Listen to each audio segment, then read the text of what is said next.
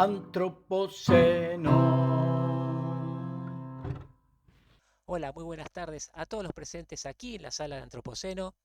Antropoceno se reúne generalmente los jueves a última hora, pero lo grabamos y lo podemos ver con posterioridad en nuestros canales Antropoceno en YouTube y Antropoceno Podcast. Todas las semanas un tema nuevo. Estamos transitando nuestro evento número 35 de esta tercera temporada y ya van más de 100 eventos que tenemos en nuestro haber.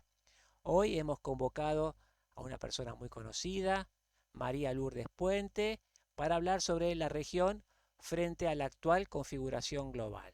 Para quienes no conocen a Lourdes, ella es politóloga de la UCA, tiene un magíster y es doctora en Relaciones Internacionales por Flaxo y El Salvador respectivamente. Es especialista en temas de defensa, inteligencia y seguridad internacional. Fue directora nacional de Inteligencia Estratégica Militar y asesora de la Comisión de Defensa en la Cámara de Diputados. Actualmente es directora de la Escuela de Políticas y Gobiernos de la Facultad de Ciencias Sociales de la UCA, docente en las universidades Católica Argentina y Austral, presidenta de la Red Nueva Acción Política, presidenta de la Fundación Universitaria del Río de la Plata y miembro de la Comisión Asesora del Instituto Iberoamericano de Educación y Productividad en Argentina. Con nosotros María Lourdes Puentes, bienvenida Lourdes, estás con nosotros, gracias. Hola Javier, hola a todos el equipo acá de Antropoceno, todo el grupo, a todos los que nos van a escuchar o nos escuchan ahora. Voy a compartir entonces la pantalla. Bueno, la idea es hablar un poco de lo que está pasando en el mundo y cómo la región qué le pasa a la región frente a eso y qué desafíos hay. De cada uno de los temas se puede hablar muchísimo. Yo voy a ir lo más rápido que pueda porque me dijo que tengo hasta las 1:30, así que vamos a tratar de que sea así. Después en las preguntas, en todo caso,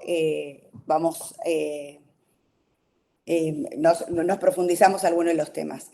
Lo primero que me gustaría es hablar de cuáles son las notas del mundo que hacen que este mundo del siglo XXI sea distinto al que veníamos acostumbrados, ¿no? Desde el siglo XX y que se cuela porque se empiezan a juntar. Y la primera nota para mí más importante es la diversidad. La diversidad significa que hoy las sociedades ya no son homogéneas, se acabó el discurso homogéneo y todas las sociedades empiezan a ser multiculturales, o sea, se empiezan a constituir multiculturales. El alcalde de Londres es musulmán, el CEO de Apple es hindú.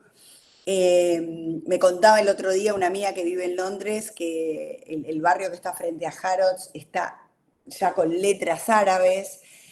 O sea, están pasando cosas que muestran sociedades muchísimo más diversas, que no significa solo que son diversas porque hay de todos los países, sino que además cada uno de los que está tiene diversas miradas del mundo, diversos valores del mundo, y entonces son sociedades muy complejas en términos, después vamos a verlo, pero en términos de gobernabilidad, ¿no? Porque la realidad es que la representación también se hace difícil porque hay demasiada diferencia, ¿no? Es lo que está pasando. O sea, cuesta mucho encontrar, son todos de una manera de ver el mundo, de una religión o de una, ¿no? Es como que ahora, por la globalización, la diversidad es la marca. La otra nota del siglo es la sociedad empoderada. Y cuando hablo de sociedad empoderada, hablo de una sociedad que, específicamente gracias a la tecnología y de un individuo empoderado, tiene capacidad de expresarse de mil maneras, de una manera muy distinta a como se hacía antes. Antes, todo lo que sea una manifestación tenía un líder, una demanda y una posible negociación, o había un afán de lograr el poder. Ahora la sociedad no se manifiesta para tomar el poder, se manifiesta para lograr que el poder para manifestar sus demandas al poder. Y además lo hace, cuando uno va a cualquiera de estas manifestaciones, acá puse algunas fotos, pero la de los chalecos amarillos, no encontrás una sola demanda, generalmente cruzan un montón de demandas. Y esa sociedad empoderada está como interpelando todo el tiempo a quienes quieren conducirla, ¿no? También individuos empoderados. Yo puse acá los ejemplos de personajes que han tenido incidencia global individualmente, ¿no? Como Greta, la chica esta cuando habló en la ONU por lo medioambiental, o personajes como Snowden con todo lo que hizo con el tema de los Wikileaks. La otra nota de este siglo es la tecnología que acelera y conecta, ¿no? Esta idea de una velocidad, un volumen que es exponencial. Y que además hace que siempre estemos como atrás, ¿no? Cuando parece que, bueno, lo vemos permanentemente con los aparatos tecnológicos, ¿no? Que siempre se quedan atrasados. Eh, y esta idea de velocidad es la que genera más dificultades, sobre todo para la gobernanza global, pero en general genera más dificultades para lo que sea, para las articulaciones. Pero también lo que tiene esta tecnología que acelera y conecta es que está favoreciendo, así como por un lado está favoreciendo la globalización y nosotros y los chicos hoy pueden jugar a juegos en las máquinas con gente de China o de India, también está constituyendo otro tipo de fragmentaciones distintas a las que estábamos acostumbrados. Que generalmente los que manejan estos temas hablan de burbujas, pero yo lo expreso, me acuerdo, yo soy directora de la Escuela de Política en la UCA y hicimos un ciclo de candidatos a las aulas, por ejemplo, ¿no? Y cuando vino Marras, había un chico de primer año que era TikToker y tenía 500.000 seguidores. Y lo estaba filmando en vivo. Bueno, a esa burbuja de esos TikTokers, no es porque Patricia o Sergio Massa hicieran un TikTok y iban a entrar en esa burbuja, porque si ese chico no los quería transmitir, no entraba. Entonces empieza a haber lugares y burbujas donde estamos los que tenemos los mismos intereses y no entran, o por ejemplo, bueno, yo que estaba en la campaña de Schiaretti, todo el mundo me decía, che, pero no hace campaña, y a mí me llenaban, a mí me llevaba un montón de la campaña, claro, porque no perforaba la burbuja propia, ¿no?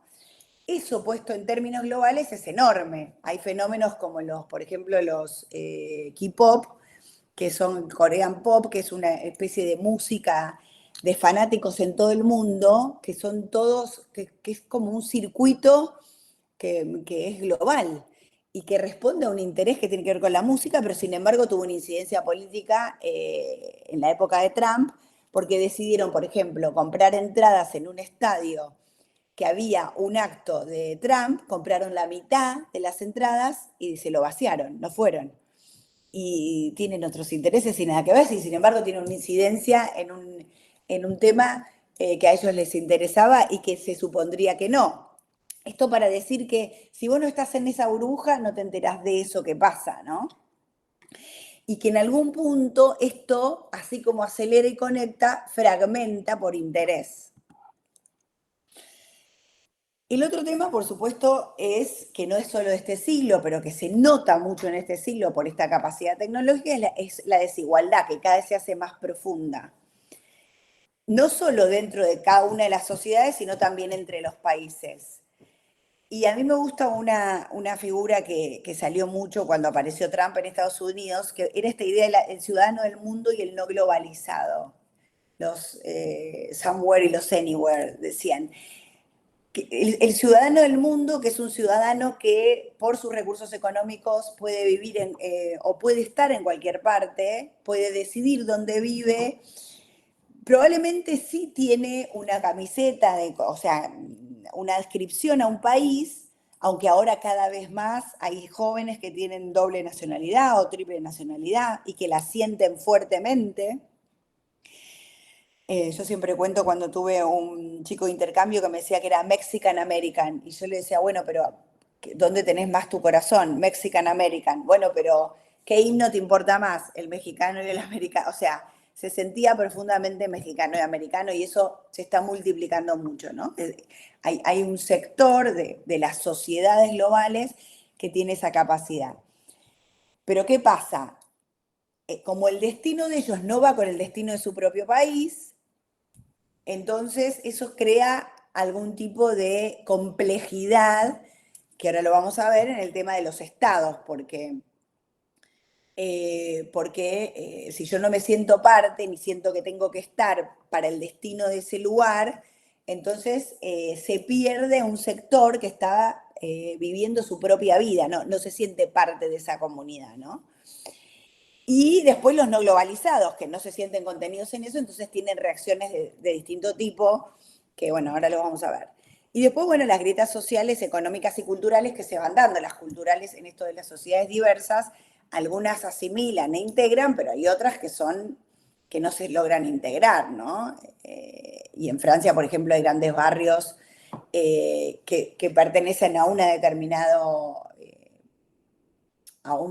que son musulmanes y que vienen generalmente de países africanos y que se sienten absolutamente franceses, pero no están tan integrados con el otro francés, ¿no?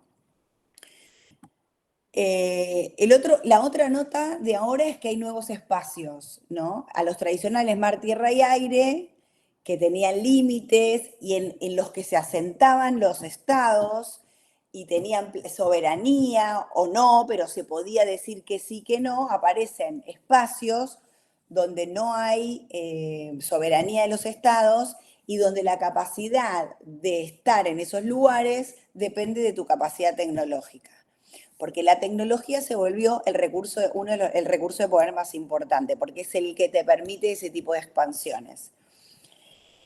El ciberespacio, el espacio exterior y el alta mar y los subsuelos marinos. También hay espacios territoriales disputados como la Antártida, pero en general quiero hacer más hincapié en estos porque son en estos donde se empieza a notar que el poder que está cimentado sobre la tecnología es el que da la capacidad de acceso y de denegación de ese espacio.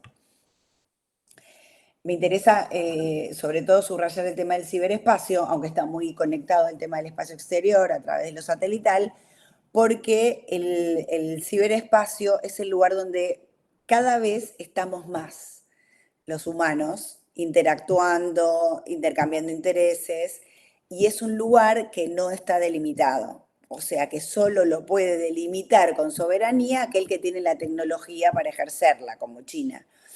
Entonces, es uno de los interrogantes y de las complejidades que hay. Por otra parte, se multiplicaron los actores. En un mundo donde antes eran los estados y a partir de la década del 70 se hablaba de las empresas multinacionales por el rol que habían tenido las petroleras, ahora hay mucho más que eso. O sea, además de los estados, los organismos regionales, los organismos funcionales como la Organización de Aviación Civil Internacional, pero hay muchas más. Los que están apareciendo ahora como el G20 o el tema de los BRICS. O sea, están apareciendo muchísimos actores nuevos. Pero además hay individuos poderosos, con poderes a veces y con mucha más capacidad que el Estado, como por ejemplo Elon Musk, que tiene la capacidad no solo de poner un satélite en el espacio, sino de darle internet gratis a un país en guerra o de negarle la posibilidad de decirle dónde están los objetivos militares porque no quiere participar en la guerra. No es la decisión de un país soberano, es la decisión de un individuo que tiene la capacidad de brindar eso. Entonces, estos poderes, las empresas, por ejemplo, bueno, estoy diciendo cosas que todos sabemos, ¿no? Simplemente las estoy ordenando en esto, pero claramente Apple, Microsoft, todo ese tipo de empresas, Google, son empresas que tienen un acceso y un poder social muy superior a lo que a los que tienen los estados. Entonces, si se rompe, o sea, si se para WhatsApp, como ha pasado en algún momento, no hay ningún Estado que la pueda restaurar. O sea, dependemos de esa empresa para que eso funcione, que es una herramienta que todas las sociedades quieren tener porque se la están usando para comunicarse. Entonces, el poder está muchísimo más disperso. Ya no está como en una época que era más ordenado, está muchísimo más disperso. Y lo mismo con los medios de comunicación. Una de las grandes cosas que pasan en las guerras que están sucediendo ahora es que no podemos creer demasiado lo que dicen la información por este tema de las fake news y la capacidad que se tiene de arreglar las noticias, ya sea tanto gráficamente como por contenido, pero además porque las grandes empresas de comunicación son las que comunican y tienen intereses también.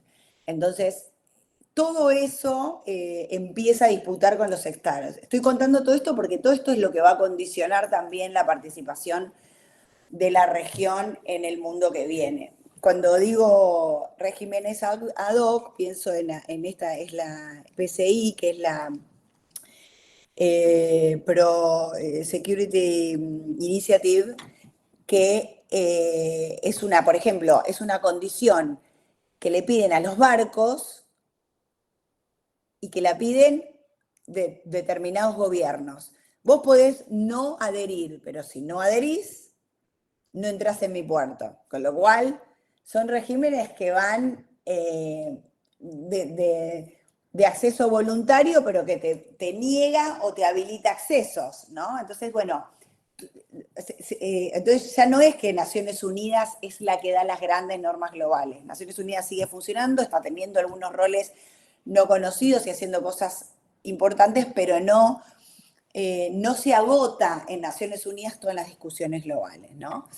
Y bueno, hay algunos autores, Ian Bremer escribió un artículo muy interesante sobre Mundo Tecnopolar, donde dice, bueno, estas grandes empresas de tecnología, que ahora están siendo bastante cuestionadas tanto en Europa como en Estados Unidos, ¿qué límite tienen en el manejo del dato? ¿Cómo hace un servicio de inteligencia para acceder a esos datos si está persiguiendo a terroristas? Tiene que negociar, ¿cómo negocia? ¿Qué capacidad tiene el Estado de imponerle alguna sanción? Bueno, todo eso está... ¿Cómo vengo con el tiempo? Mal. Bueno, el otro tema que está pasando es la crisis del Estado y la política, ¿no? Y voy a ir un poquito más rápido. El Estado es el que organiza el vivir juntos desde hace un par de siglos, ¿no? El Estado-Nación. Ahora, están debilitados por esto que contábamos, muy sobredemandados, o sea, una sociedad muy diversa y compleja y empoderada que los demanda soluciones a todos los problemas que traen sus propias realidades, complejas, multiculturales. Por eso hoy los gobiernos en general son de coalición, porque la representación se fragmentó porque las sociedades se hicieron diversas. Entonces no hay homogeneidades posibles. Y por otro lado, las parcialidades o los intereses parciales que antes un Estado tenía dentro de su territorio y punto, al globalizarse, tienen mucho más poder social. Entonces pasa lo que pasó en Tierra del Fuego, que una gobernadora tuvo que prohibir los salmones porque el poder social del medio ambiente fue más fuerte que la idea de ella del desarrollo para desarrollar el cultivo de salmones. Entonces, eso está generando una crisis en la política también. Además de todas las crisis que nosotros sabemos, de una política que cada vez se divorcia más de la sociedad, que está jugando sus propios intereses, que la sociedad no siente que la está conduciendo hacia un bien común, pero además, si lo quisiera hacer, ¿cómo hace para conducir un colectivo que no lo quiere ser? O sea, ¿por qué esto que yo digo de nuevas lealtades, qué quiere decir? Y hoy es difícil encontrar a alguien que quiera dar la vida por la patria, pero por ahí sí da la vida por una causa. Las causas se volvieron más importantes que la propia nación.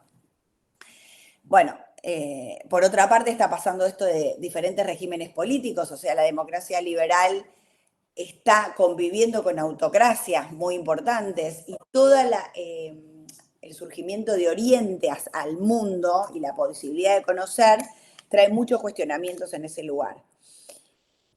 Entonces está un poco en crisis el vivir juntos por esto de la globalidad, ¿no? Y por eso la reacción a la pertenencia que tienen los no globalizados son los fundamentalismos, los nacionalismos y en su versión oscura los terrorismos, las bandas criminales. ¿Por qué? Porque devuelven el sentido de pertenencia. Es decir, a una persona que no no se siente contenida en su nación, aparece un grupo que le dice tenemos que volver a hacer esto y te hago parte en esto y vos volvés a tener sentido siendo parte de esto. Bueno, las soberanías están muy debilitadas, sobre todo por esto, porque los seres humanos están viviendo en otros lugares, ¿no? Que yo no tengo alcance ni capacidad de gobierno para eso.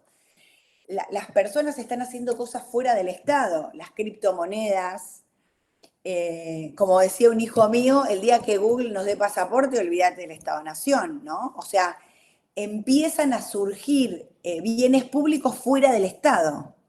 Y además el Estado terceriza funciones. Hasta la guerra se empezó a tercerizar a través de las compañías privadas militares. Bueno, no voy a seguir con la crisis de la política porque no voy a llegar a donde quiero llegar. Y en relación a la sociedad interestatal, o sea, la de los estados, solamente decir que hay una competencia hegemónica entre Estados Unidos y China, la hay, pero también el poder está mucho más difuso, porque esos dos poderes que compiten no ordenan el sistema. Las guerras que aparecen no las piden ni las provocan ellos. Es más, si pudieran, no las querrían, ¿no? Tanto la de Rusia con Ucrania como la de Israel y Hamas, o sea, y todas las potencias regionales, o sea, es un mundo que oscila entre la competencia hegemónica, la multipolaridad y la fragmentación social entre este centro-periferio norte-sur que también se da. Y por otra parte, algo que ustedes saben muy bien, todo lo que está pasando con esto que se habla de la globalización fragmentada, que se está hablando que la geopolítica empieza a condicionar las cadenas de valor, aunque hay mucha academia contrastándolo, porque la interdependencia que hay es tan fuerte que está bastante difícil hacerlo. La realidad es que está un poquito pasando, o sea, están tratando de lograr que las cadenas de valor estén más cerca, ¿no? Pero sí decir que los estados están peleando por los propios salarios. Estuvo en la UCA la otra vez el asesor de Trump, Dick Morris, y cuando hablaba de Trump decía, Trump defiende el salario de Estados Unidos, de los americanos, frente a las multinacionales y las autocracias que dan salarios de pobres para hacerse más competitivos. Yo no estaba seguro si estaba escuchando la defensa de Trump o del marxismo, pero la realidad es que la competencia entre los estados está dada por defender el salario de los propios países, ¿no? Los propios. Así que en el mundo geopolítico del siglo XXI hay toda una discusión entre lo local y lo global, ¿no? Porque las cosas que pasan en el mundo afectan lo local, pero las soluciones concretas se tienen que dar en lo local, pero las decisiones globales lo afectan. Está en jaque cómo nos organizamos, por lo que les venía diciendo. Hay lealtades e intereses que están interpelando al Estado permanentemente. Como decía hoy, ¿qué pasa en un mundo sin control estatal? Convive lo tradicional con las nuevas disputas y los nuevos actores. Como les decía, las guerras se llaman híbridas por esta multiplicidad de factores nuevos que aparecen. Toda la idea de la casa común y el desarrollo en desigualdad, ¿no? ¿Qué pasa con el cuidado del medio ambiente cuando todavía a nosotros nos falta desarrollarnos?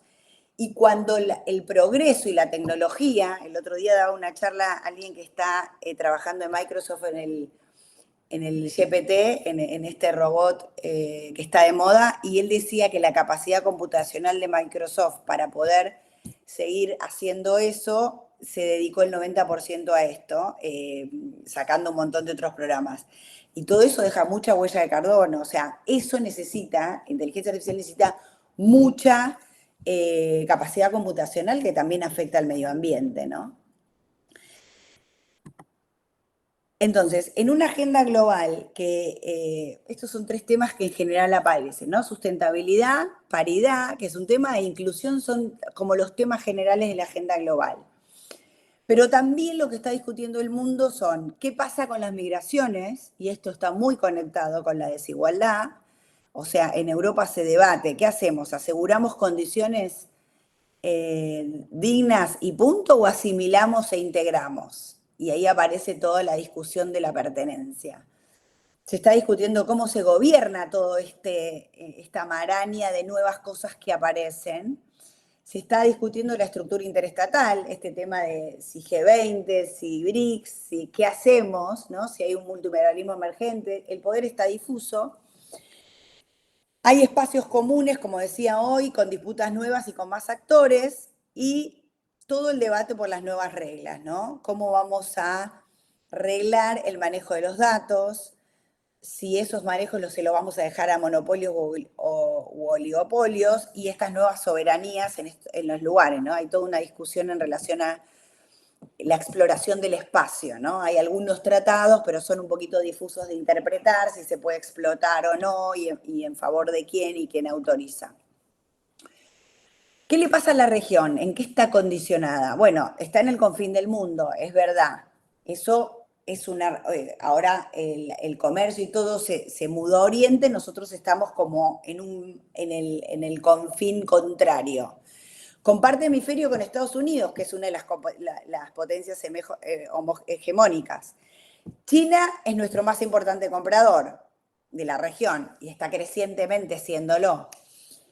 Por otra parte, otro condicionante muy fuerte es que no resolvió el desarrollo en clave de otros siglos, como lo resolvieron los otros, los que están en lo que llamamos norte, y que tiene que convivir con las problemáticas del siglo XXI, o sea, esa cosa que pasa con el tema medioambiental.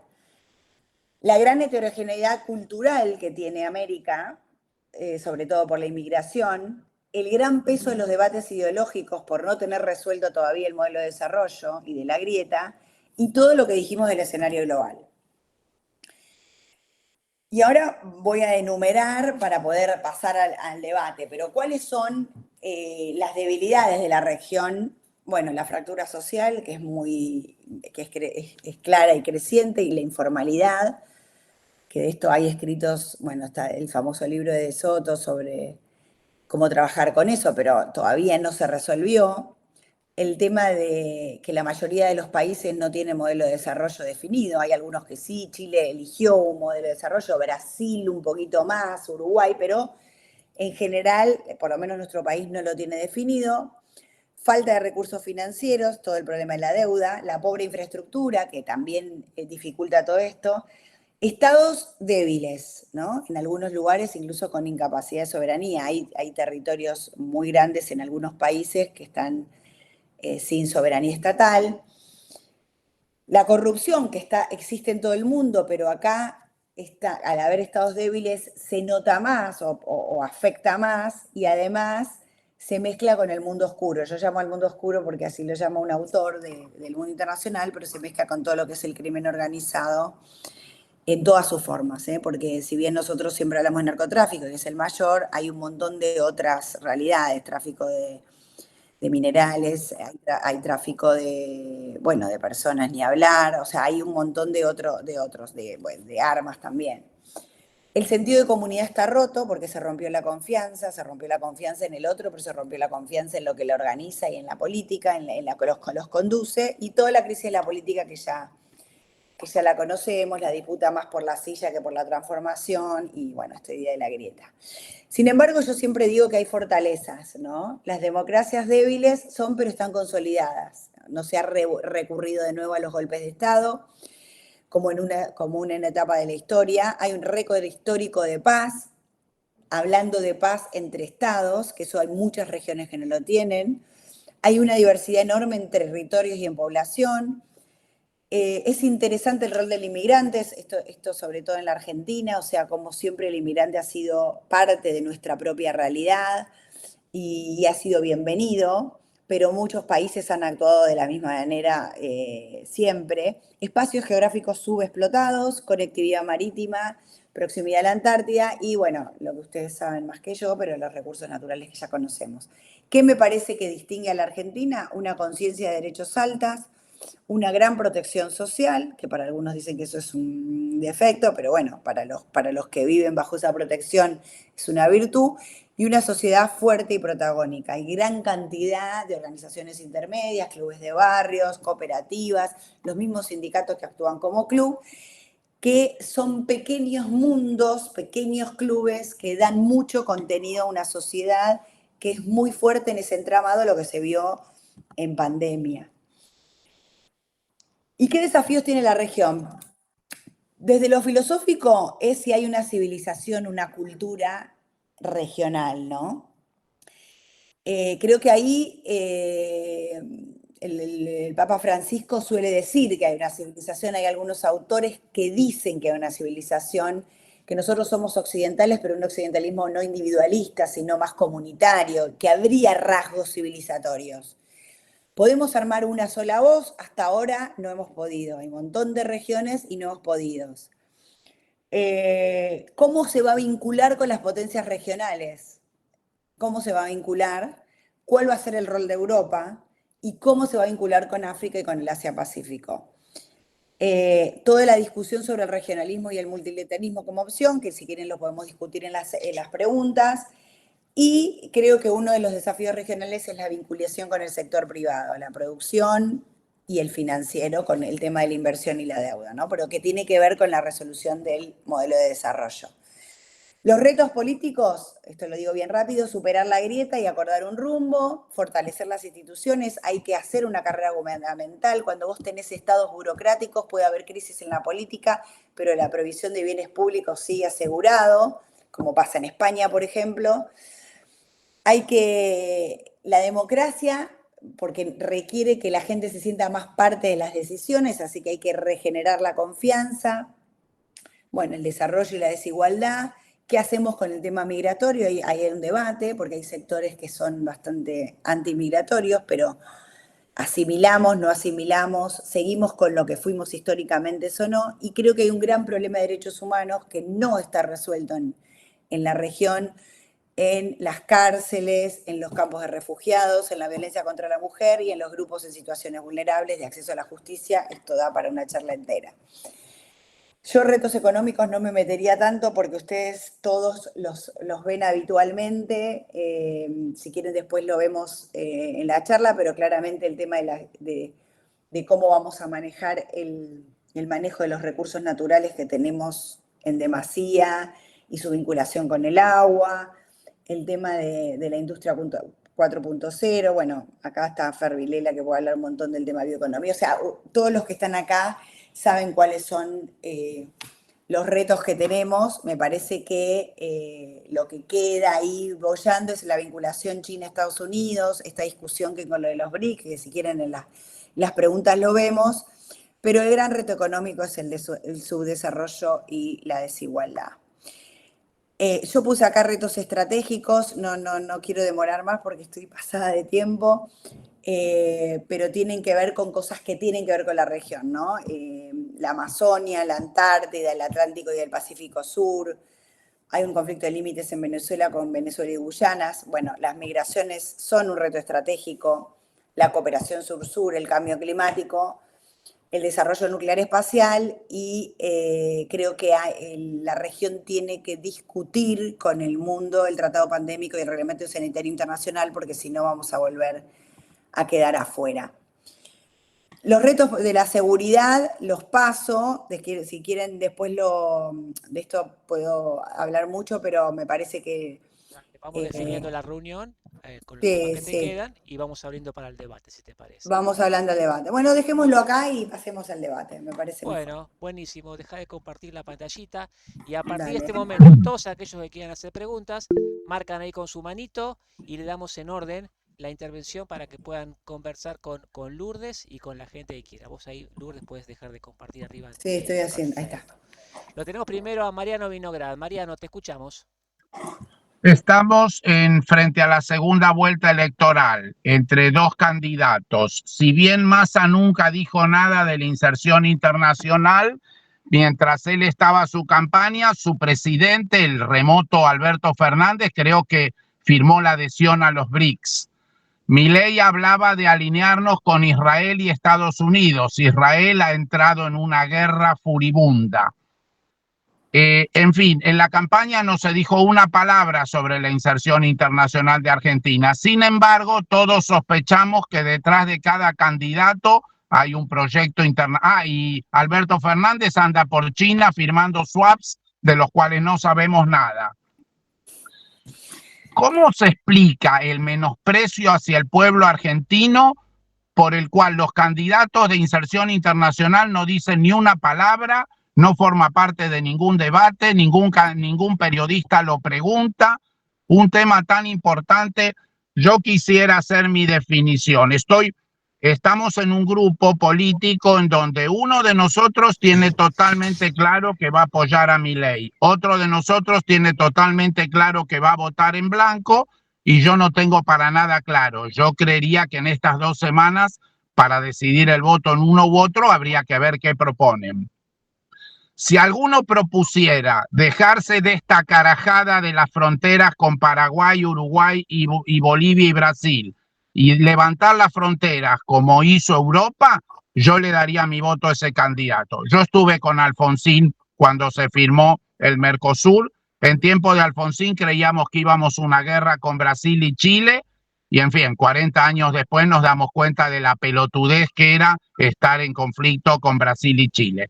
Y Argentina es un desastre. Ahora, en relación a Israel, tenemos una ventaja gigante. Bueno, gracias Mariano por el comentario. Creo que, como en todo, cada uno tiene sus propias ideas y es difícil. O sea, hay bibliotecas sosteniendo una y otra. Ayer estuve todo el día en el CARI discutiendo el tema de los BRICS con los que estaban a favor y los que estaban en contra. Y la verdad que hay argumentos para todo. Yo tengo mi propia posición, pero digo, hay argumentos para todos. Coincido con vos, el tema internacional no apareció en el debate, es una gran expresión del parroquialismo de nuestra política, o sea, de la incapacidad que tiene de darse cuenta que ya no podemos ni siquiera hacer nada de política sin tener en consideración. Por eso yo decía lo global y lo local, o sea, no podemos, la pandemia lo expresó abiertamente, o sea, nos hizo verlo de una manera tremenda. Pero bueno, es una semana antes de la pandemia, Alberto Fernández dijo que quería ser la puerta de entrada de Rusia en América y a la semana Rusia invadió Ucrania. ¿Se acuerdan de eso? Sí. Alberto Fernández dijo que quería ser la puerta de entrada de Rusia en América. Pero ahí, ¡qué grosero! Lo que sí me gustaría, para afirmar algo que dije antes y que me parece que sirve mucho para esto, es que ahí la Cancillería, en la política exterior, sí existe una burocracia permanente. Y muchos de los temas que podrían ser sujetos de este vaivén entre unos y otros se han mantenido gracias a esa burocracia. Entonces, cuando parecía que estábamos recontrapeleados con los estadounidenses, en el tema espacial y en el tema nuclear nunca rompimos relaciones.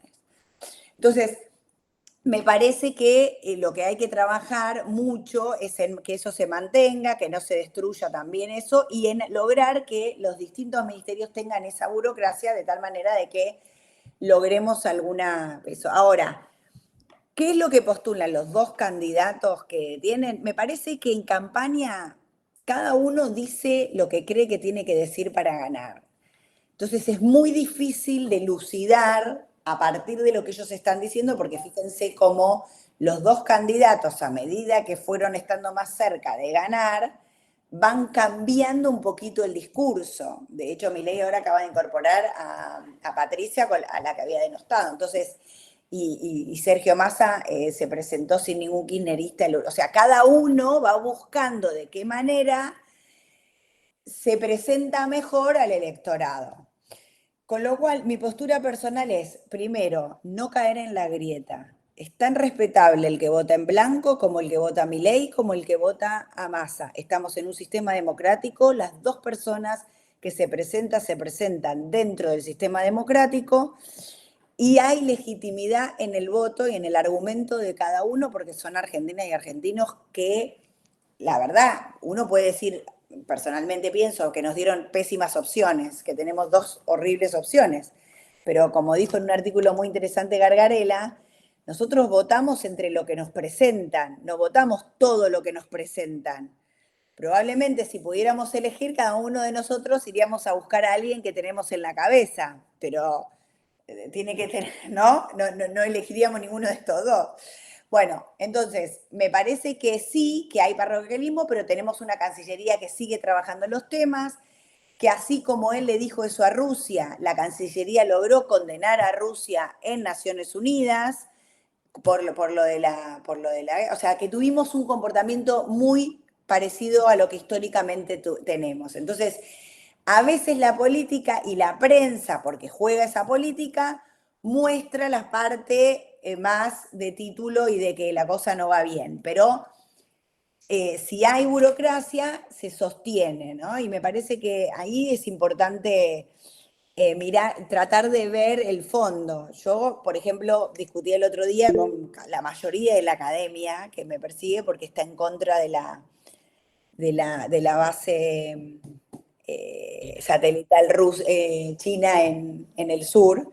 Y a mí nosotros se la peleamos a Chile, me parece que es excelente que la tengamos y creo que es un recurso de poder para negociar, o sea, me parece, pero bueno, es mi posición, la puedo argumentar, pero hay algunos que piensan que no, que es una manera de traernos la guerra, bueno. Y nosotros tenemos en el norte otra que es de la agencia europea y están los ingleses. Entonces, creo, hay para argumentar todo, pero si Argentina no define el modelo de desarrollo, le va a costar mucho anclar una política exterior igual, porque la política exterior tiene que estar vinculada a la idea de desarrollo, ¿no? O sea, y eso va a definir todo, porque si yo, depende de lo que yo quiera favorecer, esos son los vínculos que voy a propiciar y que voy a darle manija, ¿no? Quiere Fernando Vilela hacer su intervención. Fernando, te escuchamos. Buenísimo. Abrí tu micrófono, Fer. Ahí te escuchamos.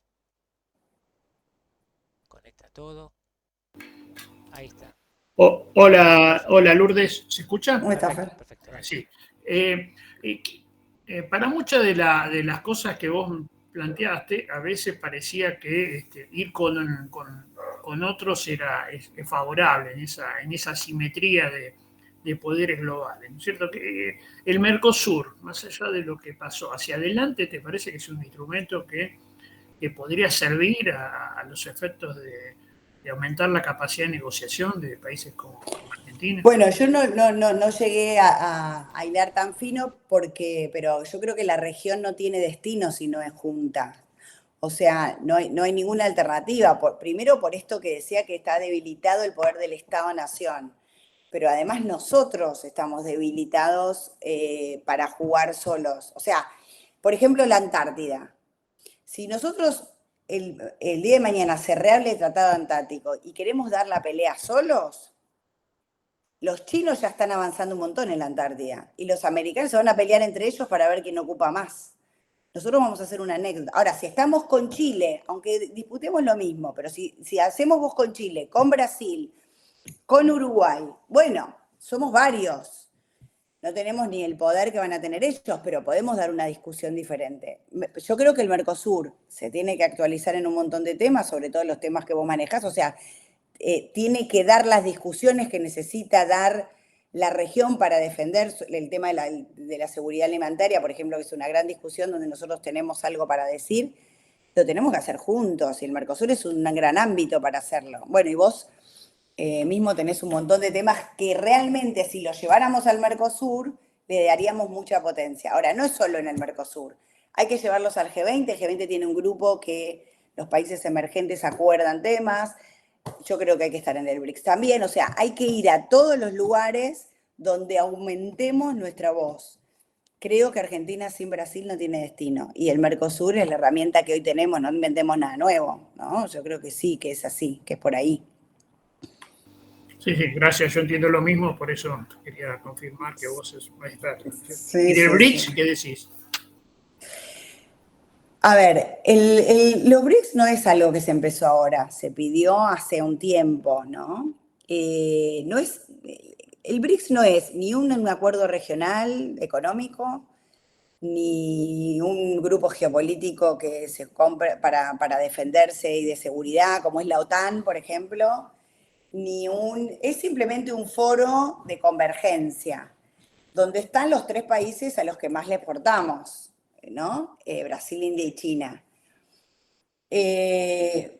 Por supuesto que es una organización que en la competencia hegemónica China la utiliza en función de sus propios intereses de competencia hegemónica, Sí, como puede Estados Unidos utilizar la OCDE, funcionar a sus intereses en su competencia hegemónica, digo.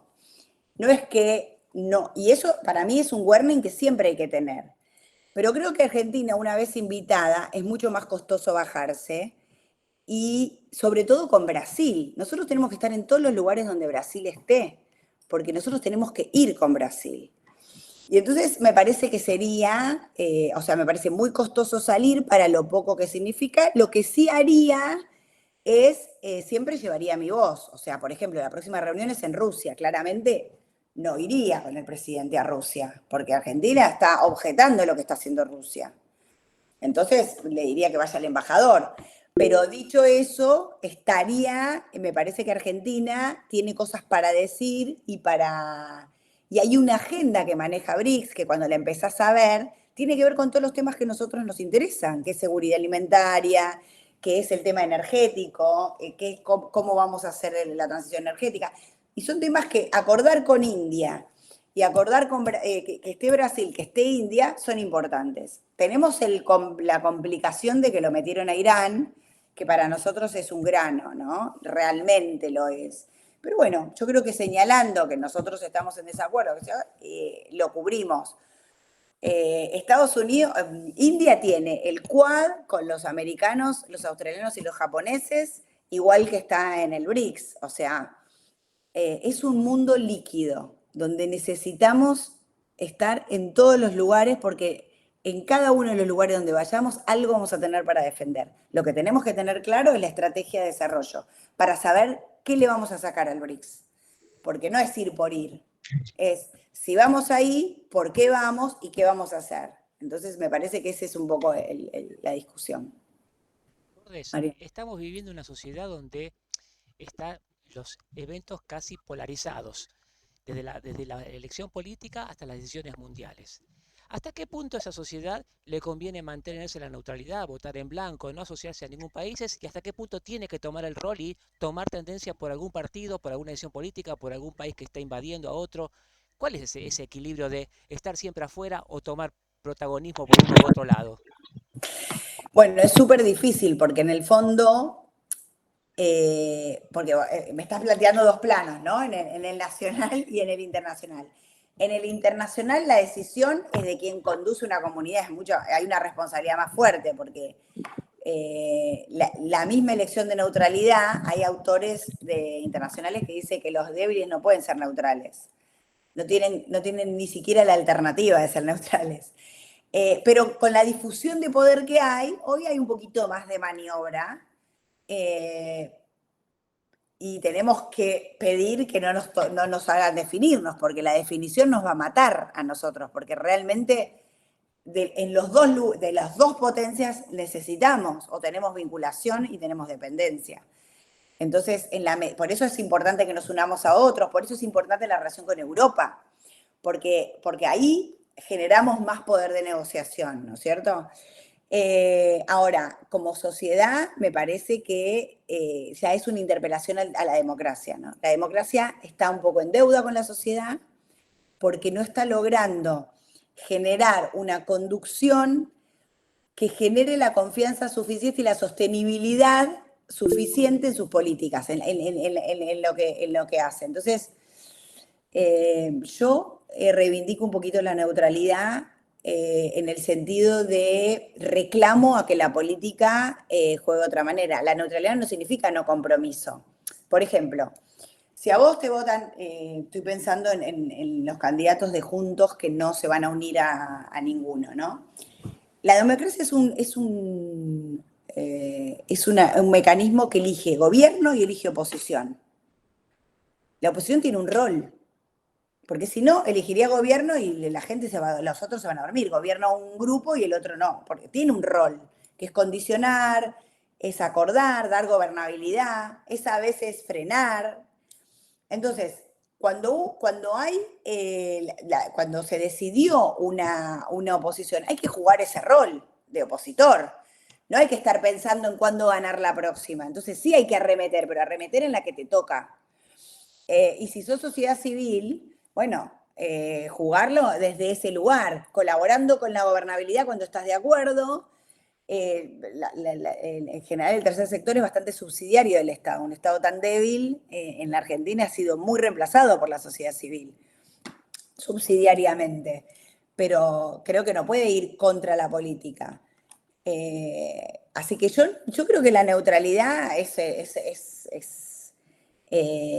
tiene que ver con una posición, pero lo cual no quiere decir que eso te inhiba de actuar.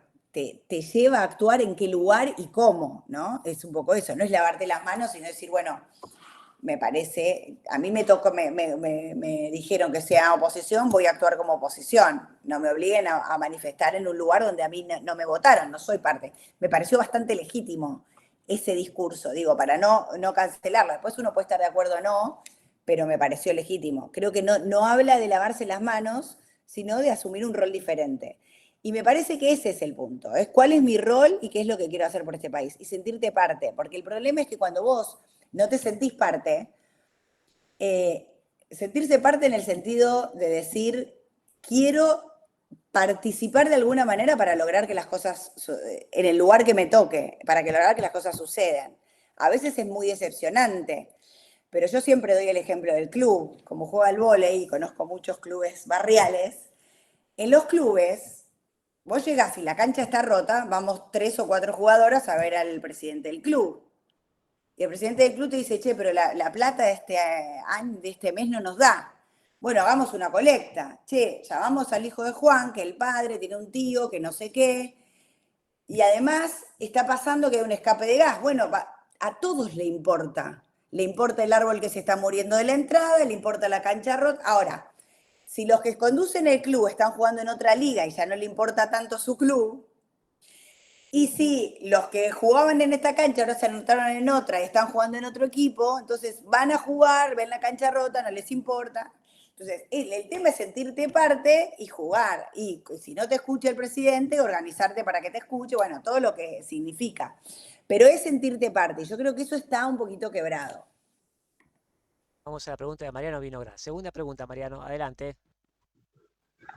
Salvo Miriam Bregman y Vanina Bassi, casi todos hemos condenado el ataque brutal de Hamas. Ahora vamos a la respuesta de Israel. ¿Qué dice la burocracia y qué dice Brasil sobre la idea de arrasar Gaza? Los candidatos no dicen nada. Milei ya no habla más de alinearse con Israel y con Donald Trump. En fin, no sabemos, está hablando ya, dejó la motosierra, todo. ¿Qué dice la burocracia de un país que decide arrasar al vecino? En principio, la política tradicional de la Cancillería Argentina es muy, muy fuerte en derechos humanos, así que creo que la política de arrasar Gaza no creo que sea apoyada. La verdad que no hablé con ellos en realidad cuál va a ser la decisión. Se condenó abiertamente lo de el desastre de Hamas, pero acá hay como grupos que están más proclives a defender a los palestinos. En Europa es mucho peor, porque en Europa hay manifestaciones a favor de Hamas, ni siquiera de los palestinos, ¿no? Porque en el conflicto hay medio que diferenciar palestinos, Hamas, Hezbolá, Israel. Entonces, lo que hace, el gran daño de Hamas fue que lo que hizo es reverberar a todos los fanáticos de todos los lugares. Entonces, es todo lo antipaz y la antiposibilidad de negociación. Ustedes saben que Israel estaba camino a una autocracia galopante y me parece que ahí todo esto está, porque hay mucha gente en Israel que le reclama a Netanyahu no haber previsto esto que pasó. Entonces hay una crisis política dentro de Israel, grupos facciosos, algunos que quieren arrasar Palestina, otros no, presiones internacionales muy fuertes para que no arrase. Incluso yo creo que Biden fue a interceder para que lo haga de otra manera, pero bueno, ahí hay una interna ahí adentro. Yo creo que en eso Argentina va a tratar de ser, o sea, de estar del lado de Israel en el sentido de lo que sufrió, pero de no avalar este tipo de cosas. Pero vuelvo a decir, esto es como todo, hay que esperar porque nadie se pronuncia porque justamente estamos en campaña y nadie quiere jugar ninguna ficha. A mí me parece que es eso. De hecho, fue sorprendente lo de Bregman, porque, bueno, fue bastante sorprendente, pero creo que está ancla en la izquierda europea, que está muy, muy fuerte en contra de Israel. Agradezco la respuesta, me satisface, muchas gracias. Lourdes, vos fuiste directora de Inteligencia y Estrategia Militar, ¿no es cierto? Ujú. Los países que están en más fuerte conflicto hacen una gran inversión en militarización de la zona. Nuestro país como que estuviéramos lejos del mundo, pero ¿qué rol le ves vos hoy volver a fortalecer las fuerzas militares? ¿Qué importancia tenía esas fuerzas militares para Argentina? Después de haber pasado por una etapa en la cual hablar de los militares era como casi una mala palabra, o un Ujú. ciudadano de segunda. ¿Qué rol tendría que tener hoy por hoy las fuerzas militares en nuestro país? Bueno, mira, ningún país así como ningún país que no tenga desarrollo, o sea, los recursos de poder hoy, de toda la vida, siempre han sido también los militares. El económico, fundamental. Si nosotros estuviéramos un país muy desarrollado, la discusión en Malvinas sería distinta. El tipo de tracción que generaríamos sería diferente, por ser desarrollados. Si nosotros tuviéramos una fuerza naval fuerte, con submarinos patrullando, con capacidad aérea mirando, bueno, también la discusión sería otra, o el esfuerzo británico en Malvinas en recursos sería más alto. Así que siempre que el recurso de poder existe, vos tenés mayor capacidad de discusión. Las Fuerzas Armadas son como un seguro. Es una inversión que necesitas porque es como pasó con la pandemia. O sea, cuando había que ir a buscar a los argentinos afuera, nosotros fuimos con un avión de Aerolíneas Argentinas, con la gran disputa que había por las vacunas. O sea, podría haber habido tiros. Eso habría que haberlo hecho con un avión militar, porque había una situación realmente crítica. Entonces, digo, y no fue una pandemia letal, porque yo después me invitó la Conra a hacer un ejercicio, un juego de pandemia letal global en Italia con gente de todo el mundo, y cuando la pandemia es letal, la complejidad de la solución requiere por lo menos un instrumento militar mínimamente preparado, con capacidad de guerra química para poder ir a sacar los muertos. O sea, algo que vos estás viendo que alguien se está preparando acá, nadie. Nuestras Fuerzas Armadas hoy están muy, muy subsuelo, los buques están navegando muy poco, los aviones, los pilotos están volando muy poco, el ejército está entrenando muy pocos días de terreno, cada vez hay menos presupuesto y cada vez el personal va disminuyendo. Siempre para mí era lo mejor que tenía, pero claro, los mejores oficiales se van porque no hay instrumental ni capacidad para estimular quedarse ahí, ¿no? La propia ambición personal Así que es tremendo. No hay país que tenga capacidad de voz si no tiene Fuerzas Armadas mínimamente que la respalden. Fíjense que si hubiera minas en el río de la Plata, le tenemos que pedir a los uruguayos que la saquen porque nosotros no tenemos capacidad de desminado. Y cuando vos le tenés que pedir a otro país, el otro país primero defiende a los propios y vos vas a la cola. Pueden ser muy amigos, pero vos vas a la cola. Entonces, si tuviéramos cualquier situación extrema, tanto Chile como Brasil están bastante mejor que nosotros y tienen una capacidad. Por ejemplo, cuando vinieron los presidentes acá, nosotros no teníamos capacidad de derribar ningún avión aéreo en el cielo. Con lo cual, tuvimos que depender de otros países para que lo hicieran. Bueno, eso te quita voz y soberanía, ¿no? Así que sí, es una gran limitante que no lo tengamos. Y el poder de persuasión, ¿no es cierto? Finlandia totalmente militarizada, hay veces que lo utiliza como poder de persuasión ante el ataque ruso, ¿no? Sí, no, pero eso digo, no es lo mismo estar patrullando, que existan, a que no estén. Es como se genera no hay disuasión, ¿no? Posible. Pero además pasó cuando se hundió el submarino. Ahí nos dimos cuenta, primero que la región no tiene capacidad, porque tuvimos que ir a otros países grandes para que nos ayuden a buscar. Entonces, bueno, nada, saber que esa es una debilidad, por lo menos tener esa conciencia, que hay una vulnerabilidad real ahí. Y eso te quita mucho poder en todos sentidos. Si vos podés mapear bien el Atlántico Sur, cuando negociás con los chinos, con los coreanos, tenés otra mirada, otra forma. Cuando vienen los buques científicos, discutís desde otro lugar. Cuando vos no tenés la capacidad, es mucho más difícil, ¿no? Nuestra región está lejos en el mundo, ¿no es cierto? Estamos como salidos, caídos del mapa.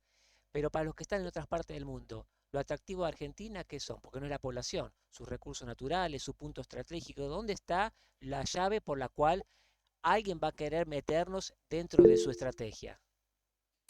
No, hoy Argentina tiene lo que, o sea, los recursos naturales que tiene son los que está pidiendo el mundo. O sea, aparte ahora con el gas, que apareció como muy importante, sobre todo para la transición energética y por lo que pasó en Rusia.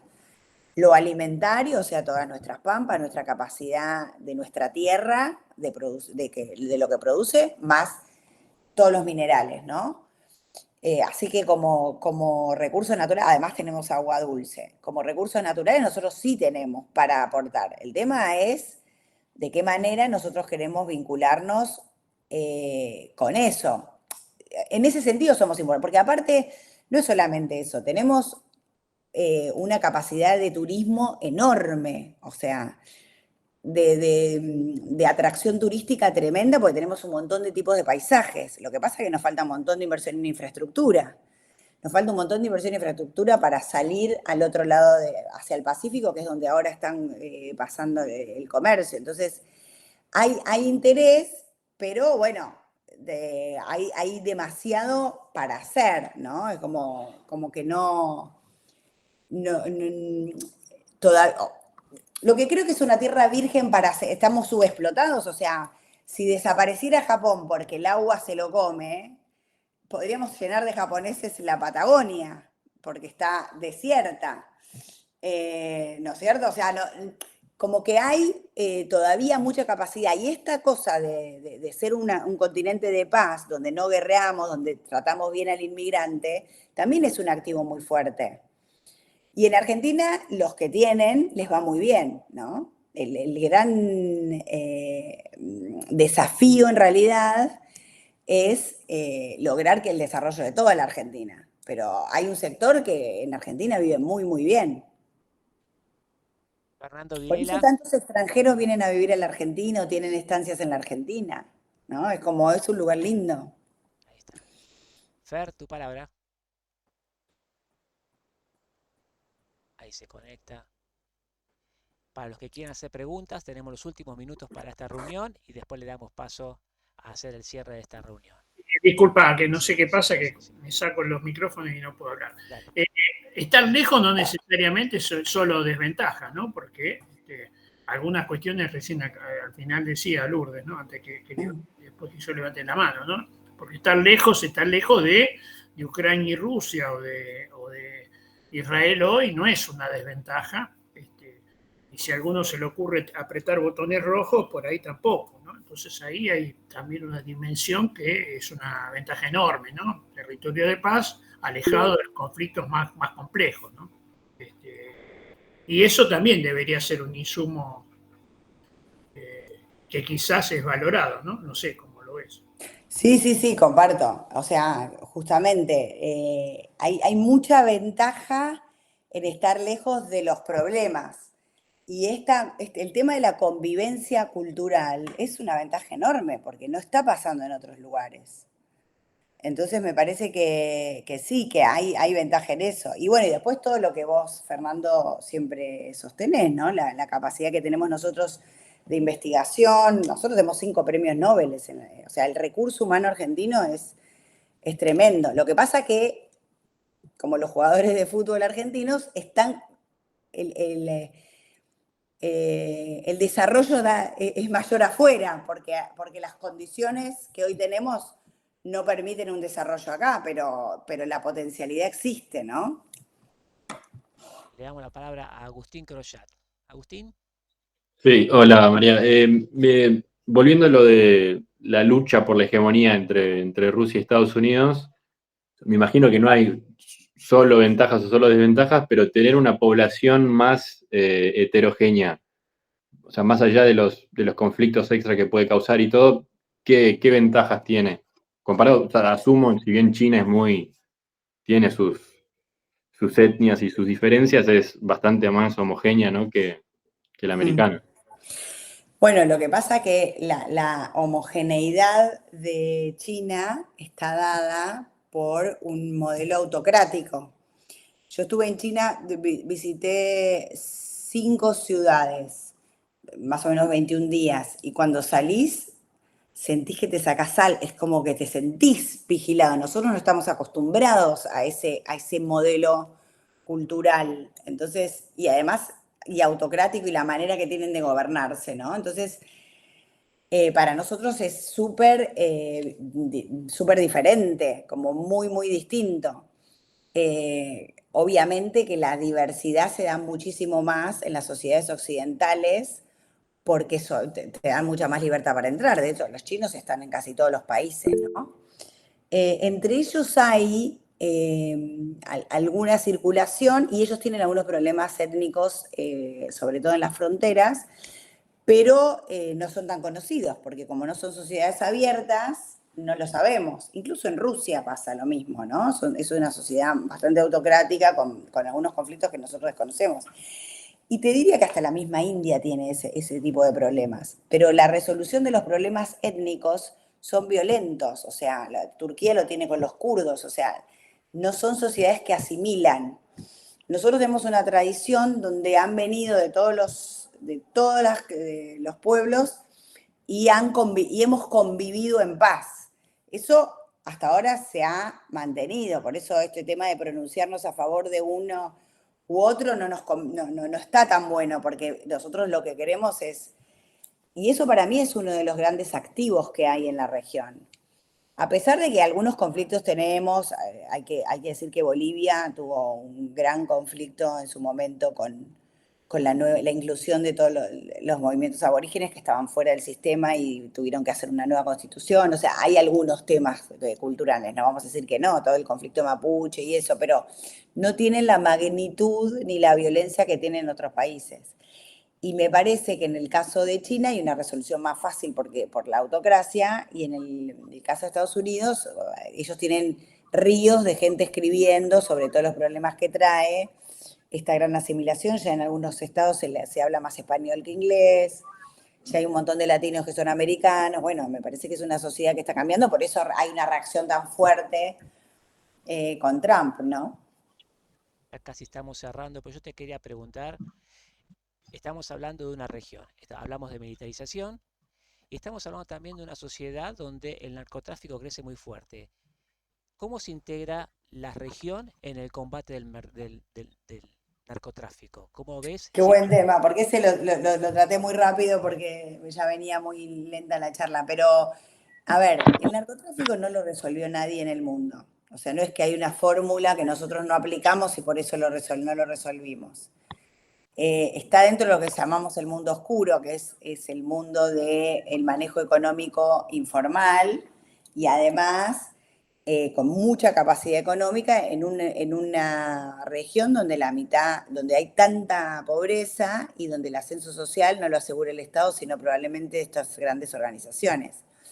Sumado a lo que genera el consumo y la incapacidad que tienen los estados de dar asistencia a sectores vulnerabilizados que caen en el consumo, porque los ricos o la gente que está bien no importa porque tiene posibilidad de ir, pero acá no. Entonces ahí es un problema multicausal, o sea, que tiene que ver con la prevención, que tiene que ver pero además que tiene que ver con el tema financiero, porque uno de los grandes tubos del tema del narcotráfico es el tema financiero, que todos los bancos lavan plata, pagan la multa por lo que lavan, pero siguen lavando. Entonces es muy difícil hacerle un corte. Así que la resolución para mí es conjunta. Argentina tiene muchos problemas de tener una comunidad interagencial, hablando de inteligencia, donde se comparta la información para poder llevar adelante. Y no solo lo tenés que tener a nivel país, sino lo tenés que tener a nivel región, ¿no? O sea, tenés que tener muy, muy buena capacidad de inteligencia, de intercambio de información y un trabajo interagencial donde migraciones, aduanas, policías, todos trabajen mancomunados. Bueno, eso, imagínate que estamos muy lejos, entonces eso dificulta muchísimo más el combate al tema. Y sociedades que siguen demandando, porque no es solamente eso, sino que además tenemos sociedades que siguen demandando. Entonces es como, es un tema de agenda regional que debe ser tratado a nivel regional para mí. Últimos minutos de la reunión, lo tenemos a Mariano Vinograd ahí con poca batería, pero quiere hacer sus últimas palabras y después pasamos al cierre de la reunión. Marianito. No, yo quiero agradecerle a Lourdes porque estas reflexiones sobre la tolerancia de la Argentina hacia la diversidad inmigratoria y esta prudencia, este equilibrio sobre la cuestión del narcotráfico, nos demuestran cómo la gente que está cercano al pensamiento militar de las Fuerzas Armadas ha hecho un ejercicio democrático gigantesco en la Argentina, tienen ideas, tienen aportes y a veces somos tan críticos, tan autocríticos, pero en estos aspectos realmente comparto con Lourdes que somos bastante ejemplares. Así que gracias, Lourdes, muchas gracias. Gracias, Mariano. Y agregar a lo que decís, porque hay una de las cosas que yo sostengo en un libro que escribí con Juan Manuel Urtubey, lo compensamos, que es, hay un montón, la sociedad argentina tiene todo pensado. No es que no está el pensamiento de lo que hay que hacer. Todo el grupo de Fernando Vilela, si uno quiere hacer algo en el tema de bioeconomía, sabe a dónde ir. Hay un montón de sindicatos que ya están trabajando en la reforma laboral. Las empresas están todo el tiempo presentando proyectos estratégicos para ver cómo salir. Estuve con la Cámara de Vinos en Mendoza, tienen el proyecto estratégico de cómo hacer con él. O sea, la sociedad argentina, las universidades, la Universidad de Córdoba, trabajan muchísimos temas de la Argentina para salir. Lo que falta es que eso permee la decisión política. O sea, que la política lo tome y lo haga protagonizar. Yo creo que están las ideas, hay muchísima gente preparada en la Argentina para hacer el salto, falta que eso pase y permee la decisión política, ¿no? Muy bien, si les parece ponemos un punto final, pero dejamos la puerta abierta para que Lourdes nos visite el próximo temporada. Así que, Lourdes, te pedimos una frase final o un cierre y cerramos esta reunión. Bueno, yo vine a hablar de la región, pero quiero hablar de la Argentina. Creo que, y sobre todo a las puertas de una elección, creo que esto que reflexionábamos recién con Mariano de la importancia del rol que tiene cada uno en este país, ¿no? Cada uno y cada organización.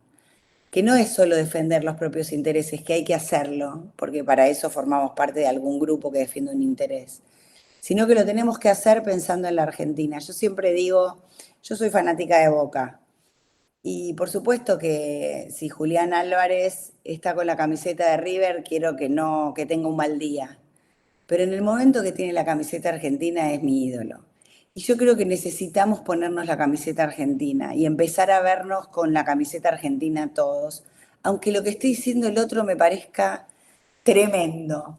Tratar de encontrar dónde se le ve el celeste y blanco parecido al mío y hacer un país mejor. Y eso a nivel regional lo mismo. Necesitamos trabajar con Brasil, no podemos estar peleados con Brasil. Tenemos que seguir encontrando lugares para hacer cosas juntos porque es con Brasil y tenemos que dar muchas peleas a nivel global para defender cosas que nos importan a nosotros. Entonces, me parece que Brasil tiene los mismos intereses porque tenemos muchas cosas parecidas. Así que creo que volver a sentirnos partes es el gran reto que tenemos, ¿no? Ponernos la camiseta.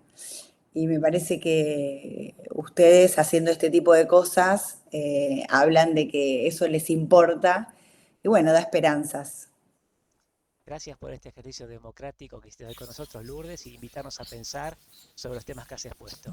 Te despedimos en esta reunión de Antropoceno y os invitamos a todos a vernos la semana que viene aquí por Antropoceno. Gracias, Lourdes. Antropoceno.